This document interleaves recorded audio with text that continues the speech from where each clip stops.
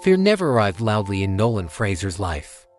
It came softly, like fog rolling in from a cold lake, slow enough that you didn't notice until you could no longer see where you were going. Nolan learned early that fear didn't need danger to exist. It only needed imagination. And his imagination was powerful. Nolan was born in a quiet Canadian village where winters were long and words were few. The kind of place where people nodded more than they spoke and strength was shown through silence. As a child, he was observant, gentle, always watching before acting. When other boys ran across frozen fields, Nolan measured the ice first. When they spoke loudly, he listened. People called him thoughtful. Some called him cautious. No one knew how loud the fear sounded inside his chest. Fear followed him everywhere. It followed him to school, where his hand hovered just above the desk but never rose. It followed him home, where dreams of adventure ended before they began. It whispered that trying was dangerous, that failing would be remembered, that staying invisible was safer than being seen. And Nolan listened, because fear sounded convincing. As he grew older, fear grew smarter. It dressed itself as responsibility, as realism, as patience. Nolan moved to the city and found work that demanded nothing extra from him. The days were predictable, the nights quiet. He told himself this was peace. But deep down, something felt unfinished, like a song that stopped before the final note. Every now and then, Nolan would imagine another version of himself, one who spoke up, one who took chances, one who lived loudly. But fear would quickly remind him of everything that could go wrong. So he stayed where he was, safe and slowly shrinking. Then one winter morning, a message arrived from home. The old path through the forest, the one people used to cross to reach the lake, was being reopened after years of neglect. The village planned a gathering, a simple one: stories, fire, shared memories. Nolan stared at the words for a long time. That path was part of his childhood. It was also where his fear was born. As a boy, Nolan once stood at the edge of that frozen lake while others skated freely across it. He remembered the laughter, the echoes, the way fear locked his legs in place. He never stepped onto the ice that day. He never forgot the shame of watching life move while he stayed still.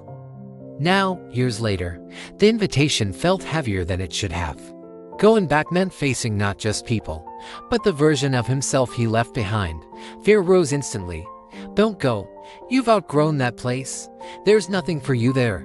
But beneath that voice, quieter and unfamiliar, another thought formed. Maybe the fear is the reason you should go. The night before the journey, Nolan barely slept. His mind ran through every possible mistake, every awkward moment, every reason to stay. But when morning came, he packed his bag anyway. His hands trembled as he locked his door. Fear walked beside him every step of the way, but this time, Nolan didn't turn back. The village looked smaller than he remembered, but the lake looked just as wide. The air smelled of pine and cold water. Faces were familiar, older, softer. Conversations flowed easily. Nolan realized something surprising. The fear he carried all these years wasn't mirrored in their eyes. They weren't judging him. They were simply glad he returned. As night fell, people gathered near the lake. A fire crackled. Someone spoke of old winters, old courage, old lessons learned too late. The ice shimmered under the moonlight, thick and strong, safe. Nolan felt his heart pounding. His body remembered this place. Fear tightened its grip, telling him nothing had changed. You were afraid then. You are afraid now. But Nolan understood something he never had before. Fear wasn't proof of weakness. It was proof that this moment mattered.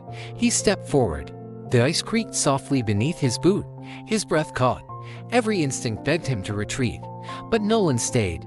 He took another step, then another. Each one felt like rewriting an old memory. Fear screamed, but he moved anyway. When he reached the center of the lake, he stopped. The silence was vast. The stars reflected beneath his feet. Nolan laughed, not because fear was gone, but because it no longer owned him. For the first time, he stood exactly where fear once stopped him. When he returned to shore, no one cheered loudly. They didn't need to. Nolan knew what he had done. He hadn't conquered fear. He had faced it. And that was enough. Life didn't magically change after that night. Nolan didn't become fearless. But something inside him shifted. He spoke more. Tried more. Failed sometimes. Lived anyway. Fear still visited, but now it knocked instead of commanded. And so the folk tale is told of Nolan Fraser, a man who learned that fear is not a wall. It is a doorway. It stands between who you are and who you could become. You don't need to destroy it. You only need the courage to open it and step through. If fear is standing in your way right now, listen closely. It is not there to stop you. It is there to show you where your growth begins.